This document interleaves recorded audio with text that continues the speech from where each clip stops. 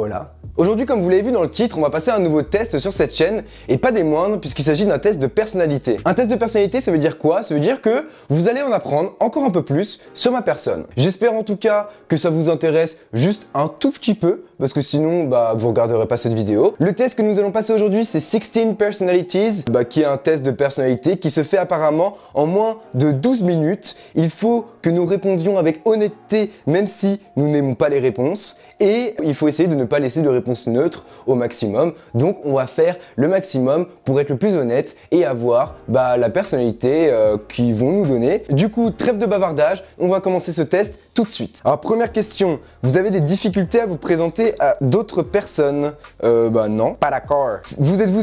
Waouh là là, je galère à lire ce matin, je sais pas pourquoi. Vous êtes souvent si perdu dans vos pensées que vous ignorez et oubliez votre entourage. Ça arrive, donc je vais mettre un petit pas d'accord. Vous avez des facilités à rester serein et concentré, même lorsque certaines situations donnent lieu à une certaine pression. Ouais, ça va, moi je reste assez serein, concentré, on va mettre d'accord. Habituellement, vous ne lancez pas les conversations. Non, je suis pas d'accord.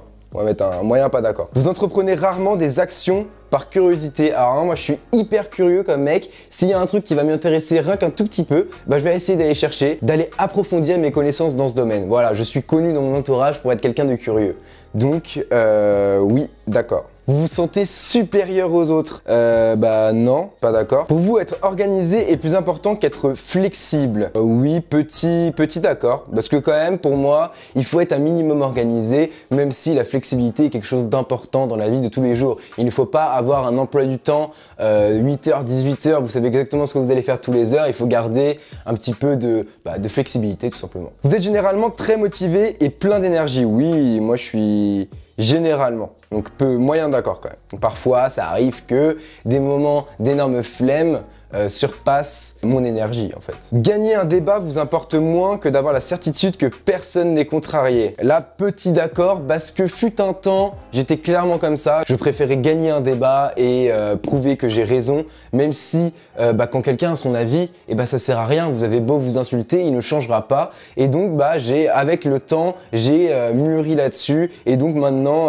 petit d'accord. Au travail et au domicile, votre environnement de vie est assez ordonné. Bof, hein.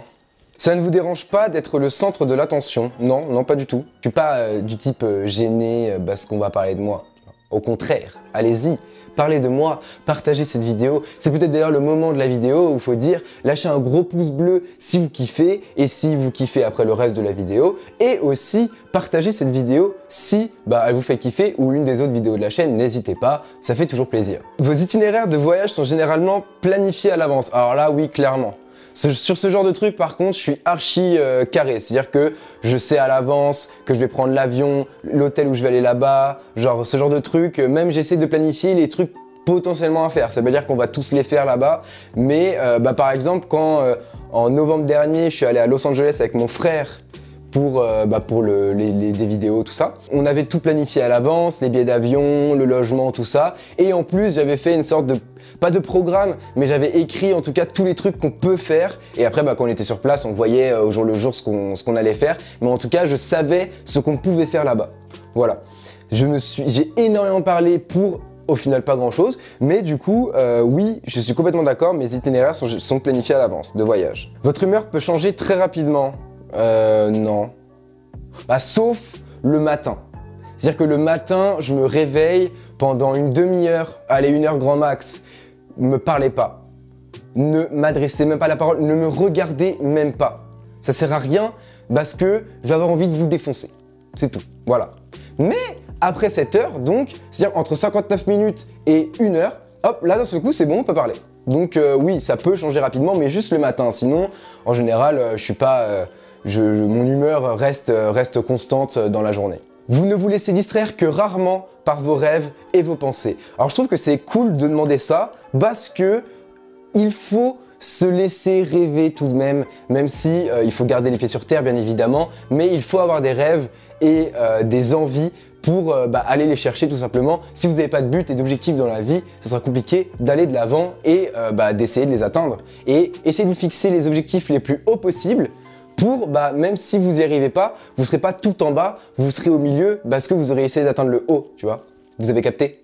Vous êtes souvent perdu dans vos pensées lorsque vous marchez dans la nature. Alors oui, complètement, parce que moi c'est le genre de truc quand par exemple je vais courir, je vais faire des randonnées ou des trucs comme ça qui me permettent un peu de réfléchir, de m'évader et donc complètement. En tant que parent, vous préféreriez voir votre enfant devenir gentil plutôt qu'intelligent? Ouais, clairement. Bien sûr, s'il pouvait concilier les deux, ça serait encore mieux. Mais c'est clair, je préférerais clairement voir que mon fils devienne une bonne personne, une personne gentille, qu'un intelligent et un gros connard. Vous êtes plus du genre à improviser naturellement qu'à tout planifier minutieusement. Alors comme je l'ai dit tout à l'heure, ça dépend des occasions. C'est-à-dire que le voyage, clairement, c'est un truc que je vais organiser. Mais d'autres trucs, typiquement des soirées, voir des potes, ce genre de trucs, j'ai plus tendance à improviser plutôt qu'à prévoir aller hyper longtemps à l'avance. Vous appréciez d'aller à des soirées déguisées ou de participer à des jeux de rôle? Alors de ouf, c'est un truc, ça me gênait un peu il y a de ça quelques années, mais maintenant c'est vraiment un truc que je kiffe. Genre j'étais un peu gêné, j'avais peur du regard des autres sur ça, alors que maintenant, pas du tout, genre au contraire je kiffe faire ce genre de truc. Vous préféreriez improviser que passer de temps sur la construction d'un plan détaillé? Alors encore une fois, ça dépend de la situation. Si c'est un job, vous avez un taf à faire avec promotion à la clé ou quoi, clairement, bah bossez dessus, faites un plan détaillé. Après, si ça peut être d'autres circonstances, vous pouvez improviser et après ça dépend aussi de vos capacités, de vos compétences. Je sais que moi clairement, typiquement pendant mes études en commerce, on avait énormément de présentations. Dépendamment de la présentation, ça m'arrivait d'improviser. Clairement, j'arrivais les mains dans les poches, on improvise sur le truc, ou je bossais dessus, vraiment c'était carré et je savais comment, quoi faire, à quel moment, quoi dire, tout ça quoi. Si vous aviez une entreprise, vous trouveriez difficile de licencier des employés loyaux mais qui n'atteignent pas leurs objectifs?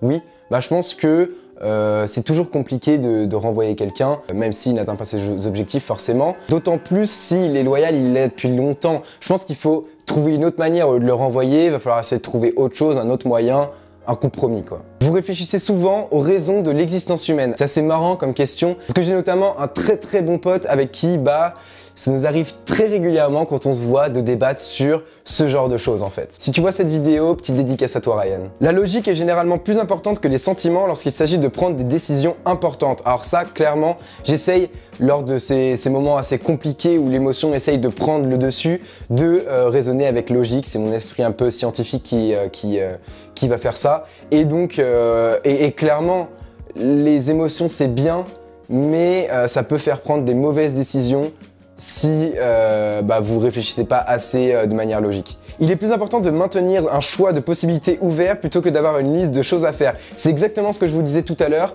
où bien sûr vous pouvez savoir que demain vous allez devoir faire telle chose, mais ne vous dites pas 10h midi je fais ça, midi 13h je fais ça. Laissez-vous le champ des possibles parce qu'on ne sait jamais ce qui peut arriver. Si vos amis sont vraiment tristes à propos d'une situation, vous êtes plus susceptible de leur offrir un soutien émotionnel que de leur suggérer des solutions aux problèmes.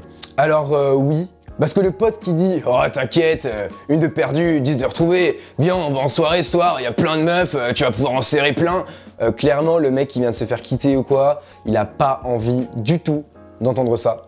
Vraiment, pas du tout. Donc, il vaut mieux lui apporter un soutien émotionnel et psychologique que de lui donner des solutions parce qu'il n'y a pas de solution en fait réelle à son problème à l'instant T en fait. Vous n'avez aucune difficulté à établir un programme personnel et à vous y tenir. Alors, à établir un programme personnel, aucune difficulté.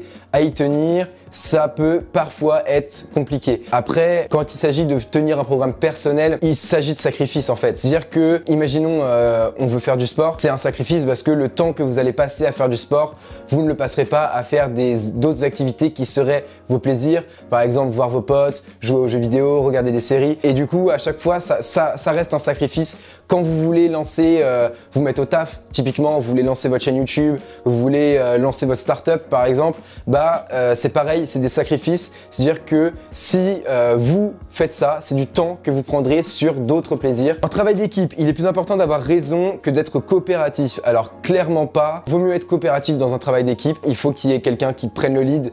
Mais cette personne qui prend le lead va être là justement pas pour imposer sa vision, mais pour aider les gens à communiquer dans un groupe et après, quand la communication a été faite, à dispatcher le travail à faire. Et c'est ça le plus important pour moi du mec qui va leader le travail d'équipe.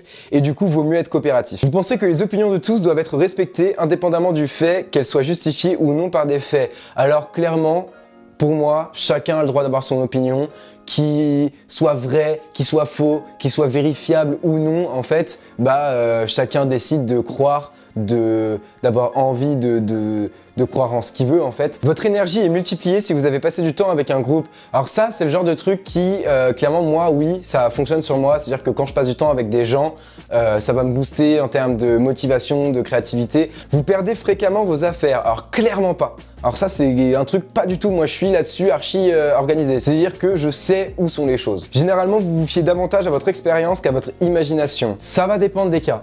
Clairement, ça va dépendre des cas. Là, je vais mettre une neutre. Je suis totalement neutre là-dessus parce que l'imagination, c'est bien. Au contraire, essayer de trouver un truc par vous-même, par votre esprit. Mais l'expérience est hyper importante dans la vie. Et c'est pour ça que très typiquement on dit que les personnes âgées, nos aînés sont plus sages. C'est parce qu'ils ont beaucoup plus d'expérience en fait qui leur permet de déduire en fait à chaque fois les bonnes réponses des situations, tout simplement. Vous vous sentez très anxieux dans les situations stressantes? Non, moyen pas d'accord parce que ça va. Enfin, après il y a quand même pas mal de questions qui se répètent un peu. Je pense que c'est pour vraiment vérifier si on a été honnête ou pas dans les trucs. Il y a juste des formulations différentes, mais non, pas d'accord du coup. Vous avez toujours été intéressé par les sujets ambigus et atypiques, par exemple livres, art, films indépendants, etc. Oui, je suis très friand de ce genre de choses. Vous prenez souvent l'initiative dans les situations sociales. Oui, c'est pareil. Par contre, c'est un truc où j'ai pas trop changé depuis tout le temps, on va dire. C'est un environnement où je me sens vraiment bien. C'était donc la dernière question. Est-ce que vous êtes prêts pour les résultats? Je ne sais pas ce que ça peut donner. Je crois qu'il y a 16 personnalités, j'imagine, vu le nom du test, 16 personalities. Votre type de personnalité est protagoniste. Alors, en pourcentage, je suis 89% extraverti. En termes d'énergie, je suis 64% intuitif, 36% observateur. Nature, j'ai 29% dans la pensée et 71% dans les sentiments. Tactique, 54% jugement, 46% prospection. Ok, ça m'étonne pas. Et identité, 75% assuré et 25% prudent. Donc, la personnalité protagoniste. Parce qu'ils sont bien marrants à me dire que je suis protagoniste, mais faudrait-il encore que je sache ce que ça signifie.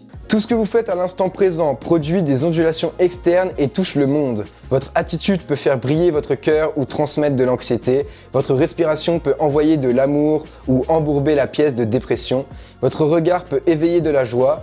Vos paroles peuvent inspirer la liberté. Chacun de vos actes peut ouvrir le cœur et l'esprit. Oh, c'est beau, c'est beau, c'est beau, c'est beau. Les protagonistes sont des leaders nés. Plein de passion et de charisme, ils constituent environ 2% de la population. Ouh, 2%? Toi aussi tu fais partie des 2%? Je ne pense pas. Dans tous les cas, je vais pas tout vous lire là parce que c'est archi long, mais n'hésitez pas à faire le test du coup chez vous aussi. J'ai trouvé ça plutôt cool, en tout cas, de faire ce test avec vous. Si vous avez aimé cette vidéo, n'hésitez pas à mettre un gros pouce bleu des familles, à vous abonner et à activer la cloche parce que vous êtes encore très nombreux à regarder ces vidéos et à ne pas être abonnés. Il y a encore quelques tests qui traînent sur le net qu'on pourrait faire dans une prochaine vidéo, donc encore une fois, si vous avez aimé, prononcez-vous. Merci d'être resté jusqu'au bout, on se retrouve à la prochaine pour une nouvelle. Ciao, ciao!